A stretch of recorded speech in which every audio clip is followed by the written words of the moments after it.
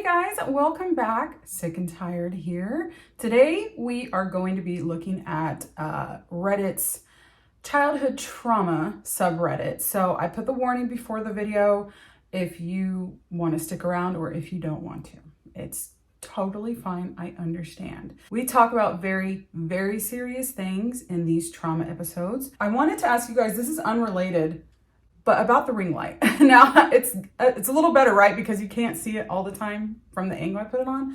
But what kind of lighting do you guys like? I kind of like this one. It's a little bit warm. I'm kind of feeling warm today, but there's this one here that is a little bit more cold or natural, I guess. This one to me, I feel like I'm in a lab. Then there's this one, which is even more labby. And then this one is just too orangey to me. So I'm gonna go with this one today. I don't know, it seems warm. All right, so we're going to be, like I said, reading from Reddit today. Oh, you know what? My bracelet is going to be getting in the way if I have it on that hand. So you guys tell me, do you like hearing me click and seeing me and doing this in real time, or would you want all of that edited out? Because I don't know, it almost feels like it's a live stream, right? Because I'm like actually doing it all with you guys instead of editing this all out. But I don't know, I just kind of like to chit chat with you guys before it all gets started. How was your weekend? My weekend was good. I went swimming at the beach here in Vegas, which I had no idea existed, but yeah, we have one and I had no idea. I watched a bunch of movies. I watched The Invitation with Masande, I don't know her real name, and I really liked it. And then I watched Damsel with Millie Bobby Brown. Is that her name, or Bobby Millie Brown? I'm so bad with celebrity names. It was okay, but my God, is she beautiful. Oh, she is gorgeous. And then what else did I watch? I watched something else. I thought it was one that I really, really liked too, and I can't remember what it was. Oh, No Hard Feelings with Jennifer Lawrence. I loved it. Oh my gosh, I love Jennifer Lawrence. I have such a girl crush on her. Okay, so let's get started here. So I actually only have 2 stories here and then 2 comments that I had seen on YouTube that I actually wanted to discuss. That might not seem like very much, but for these types of videos, I think it might be perfect. If it's not enough, if you guys would like these videos to be longer, then I will absolutely get more posts. Or if you guys think that it's so much to unpack that maybe we should only do like 2 or 3 a video, you guys let me know and I will do it for you because I love you. Looking for safety 7, hard to talk about. This traumatic event happened when I was 11 years old. I am now 15 years old. It is very hard for me to finally open up about this, but what's the harm since I am anonymous and really need to get this out? So it started when I was 11 and had just woken up from a really bad dream or whatever it was. In the dream, I didn't see anything, or if I did, it was really blurry and I couldn't really recognize anything specific. I have a hard time believing this vision even was a dream. It was more like something I could experience while being in the borderlands of unconsciousness and awake. Anyways, in this dream, I could hear my dad moaning and making all sorts of sounds you do with something sexual. That is at least today. All I remember from this event, which makes me feel really, really invalid, even though I went through a whole process of dealing with the trauma and still am. Right after the event, I got the emotional shock. I was completely shocked, crying hysterically on my floor after I had woken up, and everything felt so unreal. My world was completely broken and I felt like I had no way out. I just craved telling someone about it. And I sort of did. After like a day after the event, I went to a sleepover at my best friend's house with the intention of telling her about it. I described the event to her, leaving out the fact that it was my dad, and told her to not tell anyone at all, ever. She promised me she would not tell anyone and backed that up by saying that she would probably forget it anyways and laughed. I really know her intention was good and that she did not mean to make me feel worse, but she did. Because then I started feeling like the event wasn't even anything important and that I am probably making the whole thing up. I have not told anyone about the event after telling my best friend until now here. I have given some hints to a good friend and seeked comfort at times when I've had some triggers of the event, but never told the full story. After the emotional shock was mostly over, I think I started having nightmares where my dad would just stare at me from the door of my room, and the atmosphere was really oppressive and scary, and other horrible dreams. Then after a while, I started harming myself by cutting, and when that had been going on for some time, I also developed disordered eating. I mean, it's gonna come out some way if you're not talking to somebody, you're going to have to release it in some way. I started losing weight a lot, and I would naturally hide my wounds by wearing long sleeves. I was just feeling so damn shitty that I had to somehow let it out. And since I had completely shut out the option of opening up to someone, this was my solution. I no more had any energy in my body, and I was constantly tired, distracting myself from the painful trauma by harming myself in various ways. She's very depressed. When you're depressed, you would not believe the symptoms it can cause. As time passed, I also added hitting myself in my list of self-harming ways. I sure had suppressed the pain from the trauma, but I still occasionally had triggers of the event. For example, if my dad even slightly touched me, said something in a triggering way or tone, did anything triggering at all, I would go into my room and completely break down. The reason I decided to now open up about this was because of a trigger. I just felt like I had to get out, and now this was my solution. In some way, I have come pretty far since I am now trying to stay sober from every way of self-harming. But it is obvious that I cannot fully heal from my trauma if I am still living in the same house with him. Oh yes, still getting trauma triggers like this and do not still feel safe in my own home. I have also had my dad come drunk into my room at like 3 a.m., which was also absolutely not helpful for me. He didn't do anything weird, but it still triggered me big time.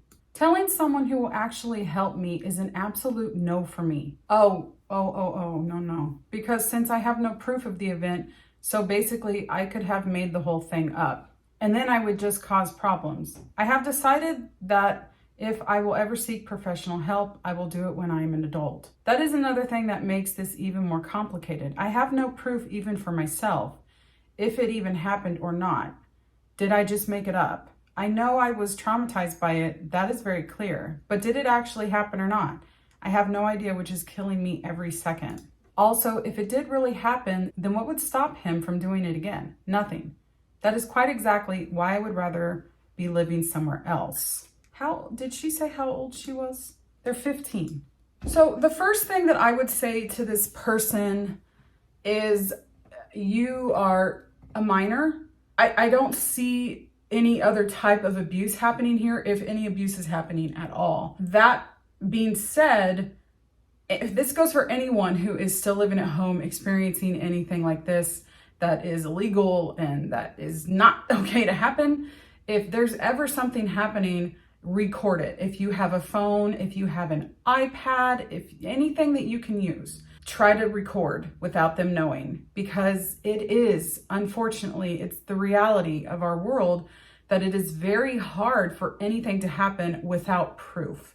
So that would be my first step. My second step to anybody would be, if anything makes you feel uncomfortable to the point where you feel like your life is on the line, just call the police. Just do it. Don't be too scared to call the police on your parents if they are being abusive. But that's just a couple things that I wish somebody would have told me when I was younger. I will say her not knowing if this actually happened is a little bit hard. You know, you can't accuse somebody of something they did not do. So it doesn't mean that her feelings aren't valid and that she shouldn't be allowed to have them. It means that something happened, and with her saying that she doesn't want to get help, to me, that was a big no-no. Even if what happened, it just happened in your head, you should still talk to somebody, especially when you are doing things like cutting yourself and you have an eating disorder. There is some sort of mental issue going on that needs professional help. As far as your friend joking and you said it made you feel worse, she probably was very uncomfortable. You guys are very young. She probably did not mean anything by it, in all honesty. If you can, maybe talk to your mom. Tell her how you're feeling. Ask her to keep it between just you and her. Maybe you can go talk to a therapist. You're not going to be able to get some release until you do that. Trust me, it really will help. You cannot battle mental illness on your own. You just can't. I didn't see an update on this either, so I don't know. But so our next post, it comes from Marisha Bipp. Why do I let men rule my mind? I'm going to go out on a limb and just guess it's from the way you were raised, because I was raised in a house like that. Women are meant to be seen and not heard, that you need to learn how to cook and how to clean, and that, you know, What do you mean you're going to get a job? No, you're going to marry and you're going to take care of a man. I'm a recovering alcoholic who grew up with alcoholism coming from both sides of my family. I've now over a year in recovery, and looking back, I pick men that easily manipulate me. Anyone have any ideas of how to stop the cycle? I stay with them even though I'm unhappy and lonely. Now that I don't drink, I live without a man for the first time in 15 years, and I have such a lonely feeling, which I've felt, but now it's just me. I'm lonely. I see so many things that I just was too fucked up to even care about, that some people who know me think I still don't put two and two together. I have no desire to drink because that never helps, only puts me in jail. Just throwing this out there because I'm feeling so stuck in my own head and kind of hopeless about life. What's the point? I feel like I'm not strong enough to be sober. Alcoholic father who came and went when needed. I'm gonna post this, see if anyone can help me out in any way. Thank you. There might be a comment or two here. This person says, have you considered adopting a dog? I know it sounds simple, but you would be surprised. Yeah, or finding a hobby. Says, I like those. I think that those are good suggestions. With this being on the childhood trauma subreddit, I'm assuming that this person has a lot of trauma from their parents because their parents were alcoholics.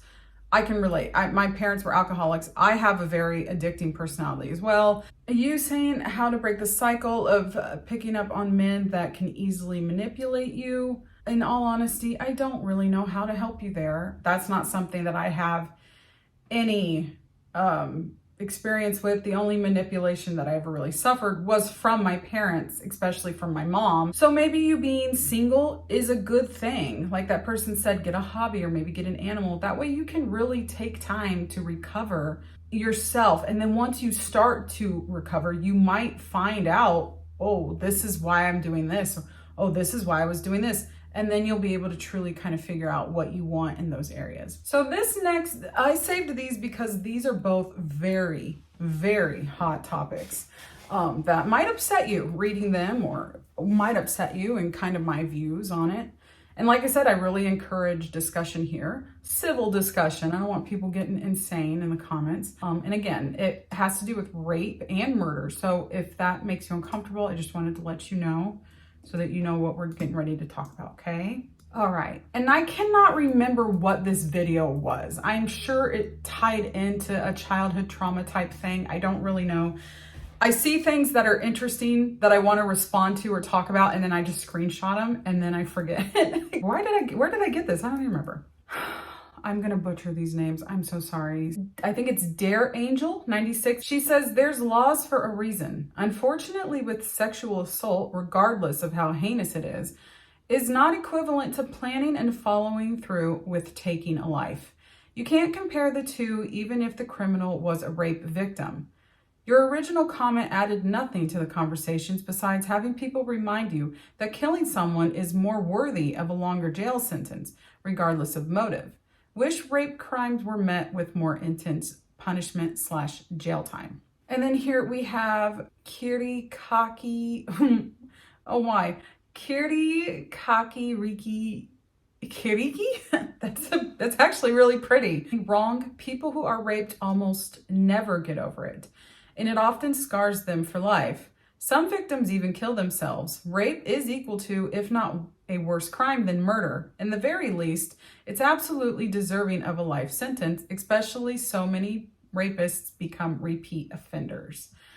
So now me, I am always going to choose life. To me, life is one of the most wonderful things. I am so happy I have it. And after being very sick and almost dying, it changed me as a person, and I can't imagine anything worse than death.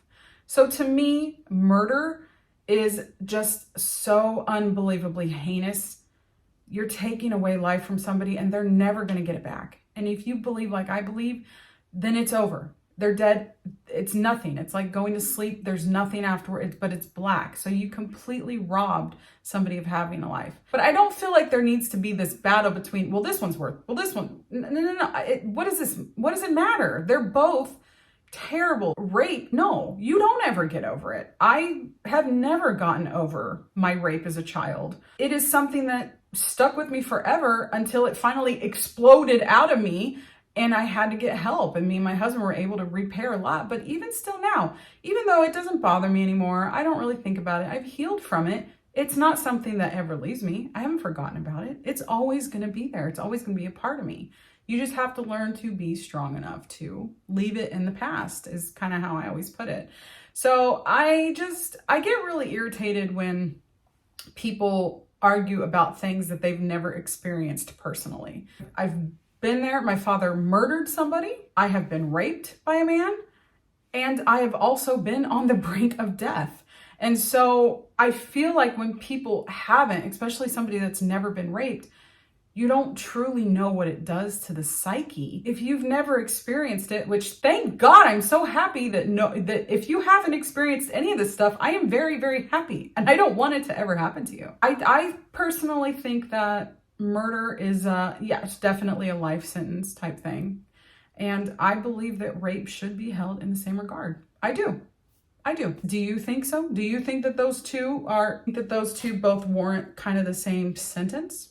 I know that it's also not like black and white, which is an issue that I have with a lot of people when they discuss things online. They stand somewhere, you can't sway them, and they see everything in black and white when a lot of things are gray. And there's a lot of discussion to be had about different things, but I don't know. It's damn near impossible to have like a real discussion with somebody on real issues online. I just wanted to let you guys know I started a Reddit page. My name on Reddit it's actually Tired and Sick, because somebody already had Sick and Tired. So on Reddit, it's Tired and Sick. You can go there, and I started a post if you would like to talk about your traumas. I'm not real familiar with Reddit, so I think I have to actually start a post, and I can do it on specific things. I can do it for specific topics that you guys want to discuss, which, just in all different veins. I'm so new with this kind of stuff, but I am starting it. That way you guys can go and discuss. We can have trauma dump on there. I'm totally fine with that. And I can discuss them here on the channel if you are comfortable with that, and give you my thoughts. So thank you so much for watching. These videos are very, very important, I think. And I hope that you guys take away something from it, and that you can, empathize a little bit with people out there that are struggling. Until next time, I hope that your symptoms are low, and I hope your magic is strong. Bye, loves.